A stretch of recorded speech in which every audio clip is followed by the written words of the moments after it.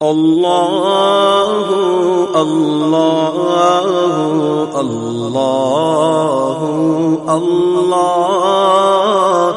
اللہ اللہ نحمدہ ونصلی علی رسولہ الکریم فاعوذ باللہ من الشیطان الرجیم بسم اللہ الرحمن الرحیم۔ آئیے سب سے پہلے بارگاہ سید عالم صلی اللہ علیہ وسلم میں درود پاک کا نذرانہ پیش کریں۔ اللہم صلی علی سیدنا و مولانا محمد معدن الجود والکرم منبع العلم والحلم والحکم وآلہ واصحابہ وبارک وسلم۔ صلاۃ و سلام علیک یا رسول اللہ صلی اللہ علیہ وسلم۔ ایک کلام جو ابھی ہم نے چند دنوں پہلے لکھا ہے، اسے لے کر حاضر ہوں، ملاحظہ فرمائیں۔ نگاہ پیر نے کچھ ایسا پلا رکھا ہے، نگاہ پیر نے کچھ ایسا پلا رکھا ہے، ہوشیار کو مستانہ بنا رکھا ہے، ہوشیار کو مستانہ بنا رکھا ہے۔ نگاہ پیر نے کچھ ایسا پلا رکھا ہے، ہوشیار کو مستانہ بنا رکھا ہے۔ پیری مریدی سے آج بہت سارے لوگ دور ہوتے چلے جا رہے ہیں، لیکن سچائی یہی ہے کہ ایک اچھے پیر نے ہی اپنے مرید کو منزل مقصود تک پہنچایا ہے۔ ایک ولی کامل کی تلاش میں ہر زمانے میں نیک لوگ رہے تاکہ ان کے دست اقدس پہ وہ بیعت ہو جائیں اور وہ انہیں اللہ کی قربت اختیار کرانے میں مدد و معاونت فرمائے۔ اور یہی تاریخ رہی ہے۔ جتنے بھی بڑے بڑے اکابرین گزرے ہیں، سب نے کسی کامل شیخ کے دست اقدس پہ بیعت کیا اور ان کے پیر و مرشد نے ان کی منزلوں کو سمیٹتے ہوئے انہیں منزل مقصود تک پہنچایا۔ اس وقت خانقاہی نظام ہی اس کام کو انجام دے رہا ہے اور کچھ سنی حضرات بھی مرید ہو رہے ہیں، لیکن پہلے تو دوسرے مکتب فکر کے لوگ بھی مرید ہوا کرتے تھے، اور ہماری جب کچھ دوسرے مکتب فکر کے لوگوں سے بات ہوتی ہے تو آج بھی ان میں جو سنجیدہ لوگ ہیں وہ اس بات کو مانتے ہیں کہ اصلاح نفس کے لیے پیری مریدی ضروری ہے، یعنی ایک پیر کی ضرورت ہے جو کسی بھی شخص کے نفس کی اصلاح کر سکے۔ اللہ پاک ہمیں عقل سلیم عطا فرمائے، اور سلطان المحققین ہیں حضرت مخدوم شفا بہاری رحمۃ اللہ علیہ، انہوں نے بھی اپنے مکتوبات صدی میں اس بات کو لکھا ہے کہ دریاؤں کے کنارے، صحراؤں میں، پہاڑوں پر جگہ جگہ اس نیت سے جاؤ کہ کسی ولی کامل سے تمہاری ملاقات ہو جائے، اور اگر تلاش کے بعد بھی وہ نہ مل سکے تو بارگاہ رب المشرقین اور رب المغربین میں 2 رکعت نفل عطا کرو کہ ایک ایسے پیر سے وہ ملا دے، ایک ایسے ولی کامل سے وہ ملا دے جو مجھے اللہ کی قربت اختیار کر سکے، تو یقیناً اللہ کی مدد و معاونت ہوگی، اور وہ تم کو ایسے شیخ کامل سے ملا دے گا جو شیخ کامل تمہیں اللہ سے ملا دے گا۔ خواجہ اجمیری رحمۃ اللہ علیہ کے پیر و مرشد حضرت خواجہ عثمان حالوی رضی اللہ عنہ نے فرمایا کہ جاؤ معین الدین، میں نے تم کو خدا سے ملا دیا۔ تو دیکھیے اس جملے سے بھی یہ ثابت ہو رہا ہے کہ ایک پیر نے ہی ایک مرید کو خدا سے ملایا۔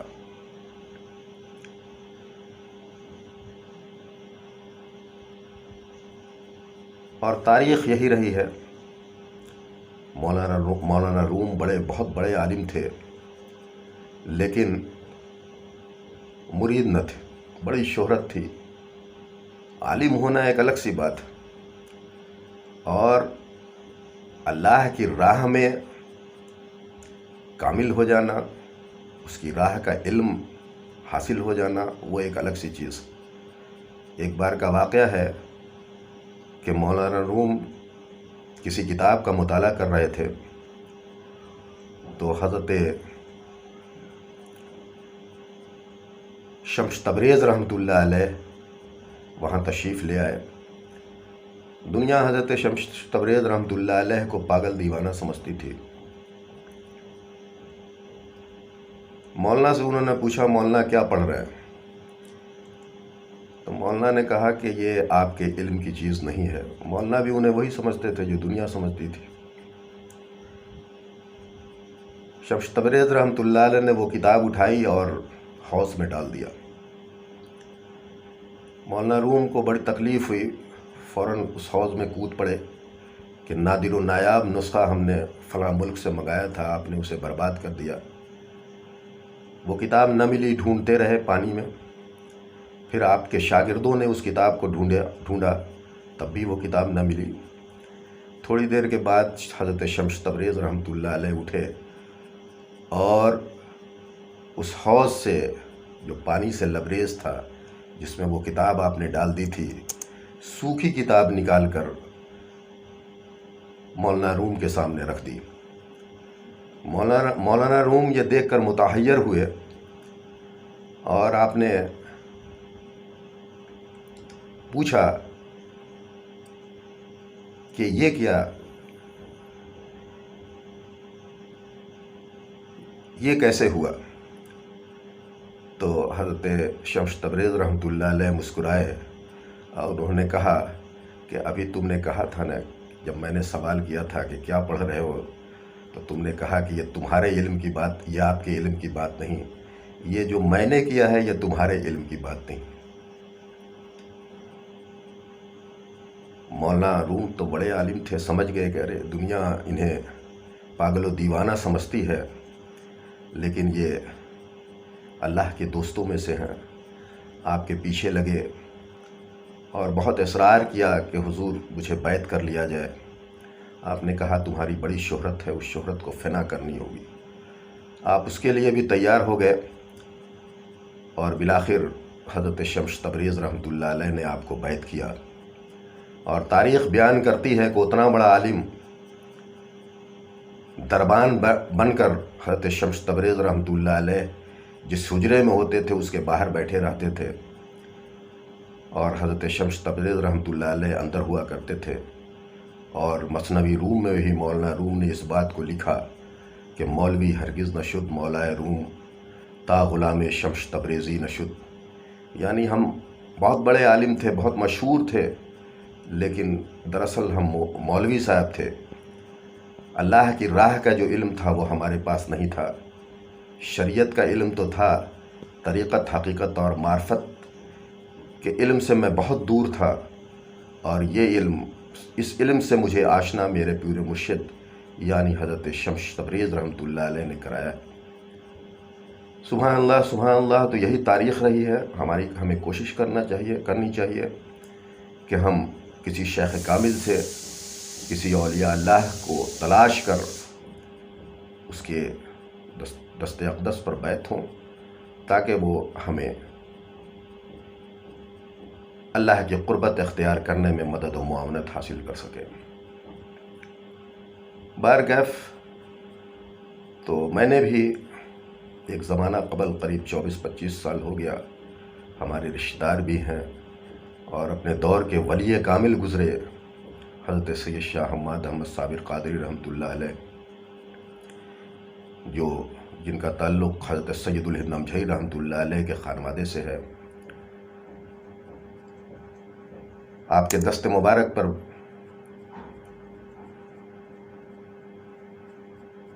بیعت کی میں نے بھی،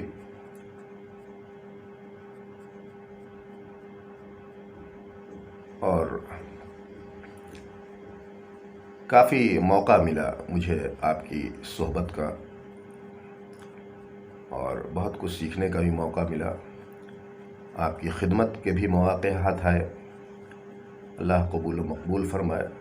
اور میں نے پڑھا ہے کہ یک زمانہ صحبت باولیاء بہتر از 100 سالہ طاعت بیریا، اولیاء اللہ کی ایک لمحے کی صحبت جو ہے وہ 100 سال کی بیریا عبادت سے بہتر ہے۔ اس وقت عبادت ہی نہیں ہے، اور عبادت ہے تو بھی ریاکاری ہے، تو ہم کیوں نہ عبادت و ریاضت کے ساتھ ساتھ ایک ایسے ولی کامل کو تلاش کریں جس کے چند لمحوں کی صحبت جو ہے وہ 100 سال کی بیریا عبادت سے بہتر ہو جائے۔ اللہ ہماری آپ کی مدد و معاونت فرمائے۔ اس شعر کو پھر سے سنیں۔ نگاہ پیر نے کچھ ایسا پلا رکھا ہے، ہوشیار کو مستانہ بنا رکھا ہے۔ اور اگلا شعر دیکھیے، کون سمجھے تیری اس حکمت کو، کون سمجھے تیری اس حکمت کو، دنیا کی ہوس سے بیگانہ بنا رکھا ہے، دنیا کی ہوس سے بیگانہ بنا رکھا ہے۔